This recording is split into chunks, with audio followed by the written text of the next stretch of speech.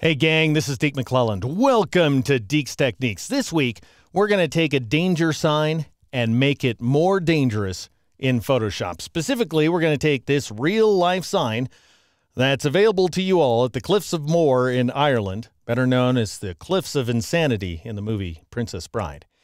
But this sign here wouldn't dissuade anybody from going to the edge of the cliff. At least it didn't work for me, but this one would have.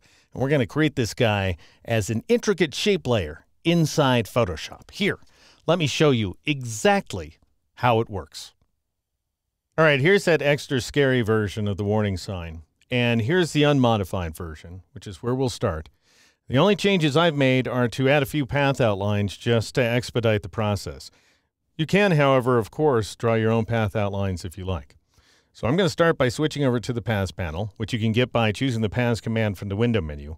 And then I'll click on the shark body path here. And if I scroll up and press the A key to switch to my black arrow tool, and then click on the path outline, you can see it's very simple. Just a total of 4 anchor points, and that's it. To convert the path to a shape layer, return to the Layers panel, then drop down to this black-white circle at the bottom of the panel, and press the Alt key or the Option key on the Mac, and go ahead and choose the very top command, Solid Color. Because you have the Alt or Option key down, you'll see the New Layer dialog box. I'm going to go ahead and call this guy Shark and click OK. By default, Photoshop should just go ahead and select black for you, in which case you can click OK, because we want a black shark. We also want to mask the shark inside of the confines of the sign, which means grabbing this cliff over here on the left-hand side and flipping it over to the right so that we can generate a mask. And we'll do that for starters by turning off the shark layer, and then go ahead and click on the Develop Photo layer there. Press the L key to switch to the Lasso tool, and you want to press and hold the Alt key or the Option key on the Mac, and click around this cliff like so, and make sure that you leave plenty of white margin around there. But you don't need to select the orange margin outside the sign, and you don't need to select the rocks either. We just need this portion of the cliff selected. All right, I'm going to go ahead and zoom in so that I can see what I'm doing a little more up close and personal. And I'll jump a copy of the cliff to a new layer by pressing Control-Alt-J or Command-Option-J on the Mac. And I'll go ahead and call this new layer Cliff and click OK. And you can see that we now have a duplicate of the cliff on an independent layer. Now, go up to the Edit menu, choose Transform, and choose Flip Horizontal in order to flip the cliff to the other side like so. And then you want to press the Control key or the Command key on the Mac in order to temporarily access the Move tool on the fly. And go ahead and drag that cliff over to the right-hand side like so. Now we want to scale the cliff so it's taller than the shark. And normally you would turn the shark layer back on so you could keep track of what you're doing. I already happen to know the settings I'm going to use, however, so I'll turn that shark layer off. And then, with the cliff layer active, I'll return to the Edit menu and choose Free Transform, where you can press Control-T or Command-T on the Mac. And we want to scale with respect, more or less, to the bottom right corner of the bounding box. So I'll select that corner up here in the reference point matrix on the far left side of the options bar. Then I'm going to turn on the link between the width and height values. I'll click on W to select the width value, and I'll change it to 124. And then we need to adjust the X and Y values to get this guy exactly in place. And the values I'm looking for are these. I'll go ahead and click on the X value and change it to 3342, and then tab to the Y value and change it to 2702. So it's just a few pixels off in both directions. And we end up with this effect here, at which point you want to go ahead and press the Enter key or the Return key on the Mac a couple of times in order to apply your change. I'm going to go ahead and zoom out here. Now we need to convert this cliff to a kind of layer mask for the shark so that he's not exceeding the boundaries of the sign. And we'll do that by switching to the Channels panel, which you can get by choosing the Channels command from the window menu. The cliff appears darkest in the red channel than the other two, so go ahead and grab the red channel and drag it onto the little page icon at the bottom of the Channels panel to make a copy, and we'll call this new channel Mask. Then press Control-I or Command-I on the Mac to invert the channel. Now we need to increase the contrast by going up to the Image menu and choosing Adjustments, and then you want to choose the Levels command. We want to change this first input levels value to 100, so we're darkening up the darkest colors. and then change the last input levels value to 200 in order to produce this effect here. So 100, 1.00, and 200. Then click OK. And now, if you want to clean things up a little bit, which is probably a good idea, we'll go and zoom in here. And I'll press the B key to switch to the brush tool. You want to tap the D key as well, as in default, in order to get the default foreground and background colors. Then right-click inside the image window and increase your hardness value to 100%. Then you can click away some of these little particles that are appearing inside of the cliff, like so. And finally, after painting that junk away, you'll want to increase the size of your brush by pressing the right bracket key a few times, and then click on that screw to get rid of it. Now press the L key to switch back to the lasso tool. And I'm going to zoom out a little bit. Press and hold the Alt key or the Option key on the Mac, and just make sure to select all the way around the cliff. You don't have to select tight to the edge. In fact, you want some black margin in there just to make sure you don't goof things up. And then when you're done, you can release both the mouse button and the Alt or Option key.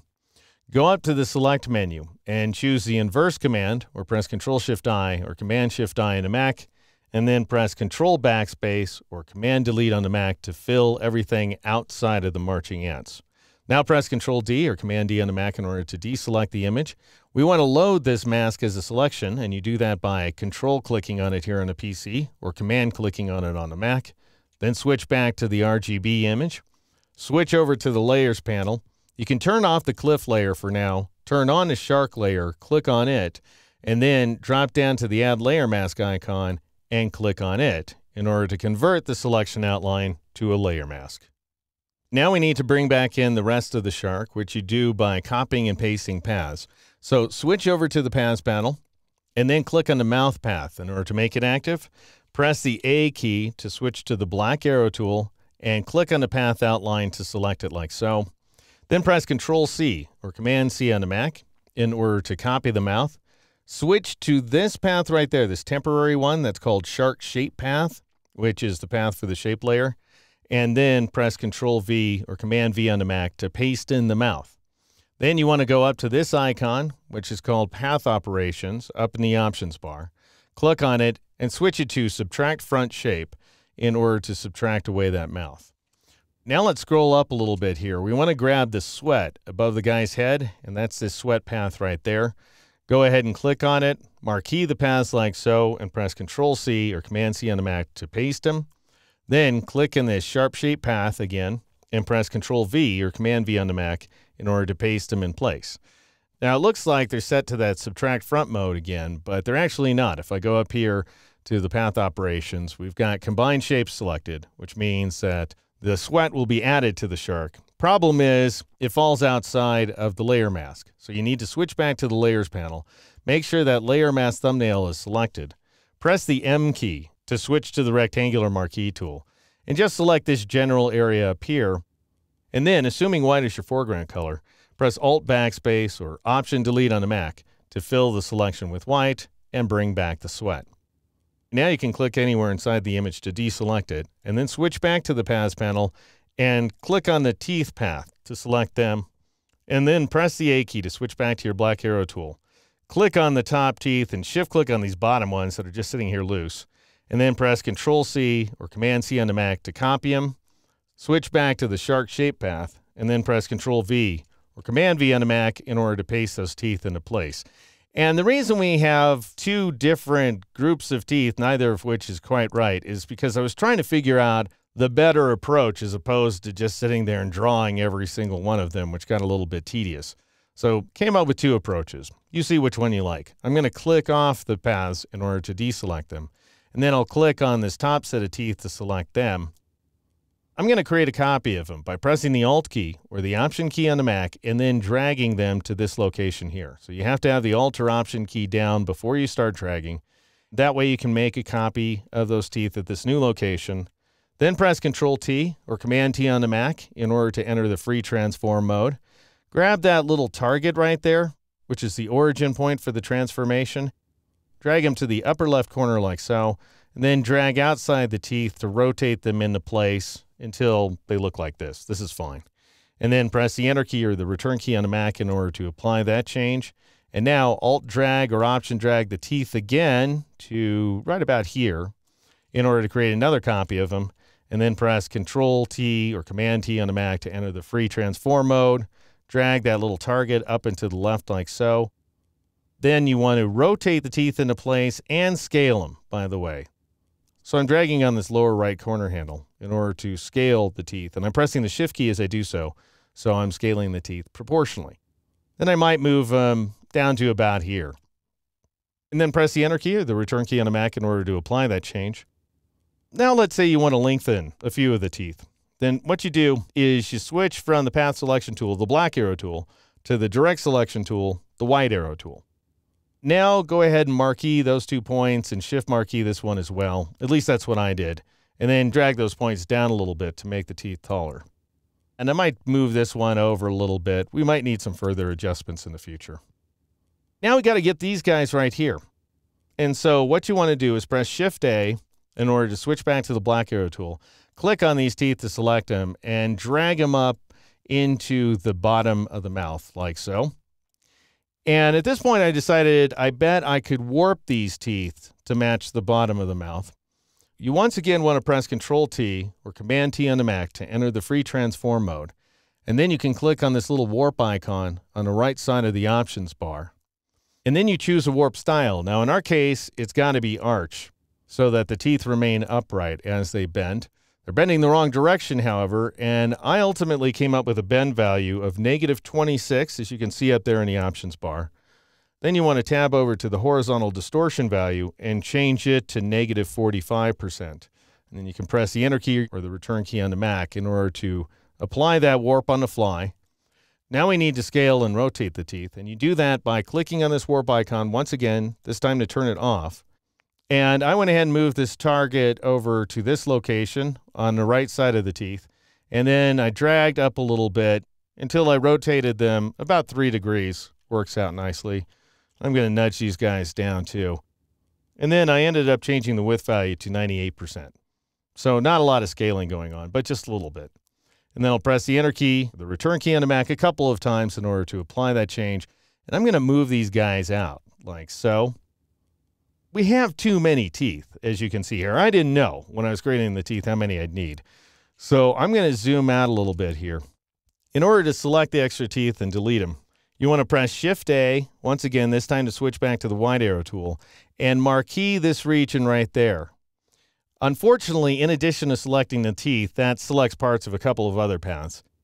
To deselect them, what you got to do is press the Shift and Alt keys, that Shift and Option on the Mac, and click once and then twice on the big shark outline, and then once and then twice on the mouth outline. So just make sure you have the Shift and Alt keys down, that Shift and Option on the Mac in order to make that work. And then press the backspace key or the delete key on the Mac to get rid of the extra teeth. And then this guy needs to be tucked in just a little bit like so. And then finally, so we don't have that line through the middle of things, you want to switch to the pen tool, which you can get by pressing the P key, and drag down and to the right from that farthest left anchor point, and then drag up and to the right from the last one over here on the right-hand side, and you end up with this effect here, which looks great.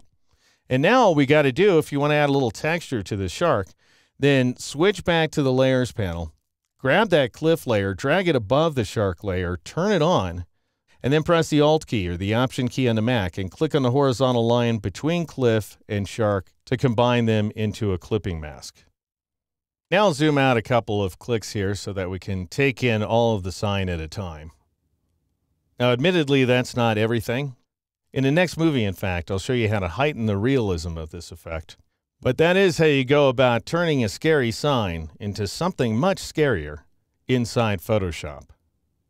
If you're a member of the lynda.com online training library, I have a follow-up movie in which I show you how to enhance the credibility of this shark. Now, for example, I wanted to give him an eye, but I didn't want to draw it in because that would be too much definition. The dude doesn't even have feet. So I decided to represent the eye as a screw, as in the case of this completely credible version of the shark here. If you're waiting for next week's free technique, I'm going to show you how to precisely align elements to a bleed inside of Illustrator. Now, I'll explain everything then, but along the way, we're going to create this really cool piece of vector artwork here. Deeks Techniques, each and every week. Keep watching.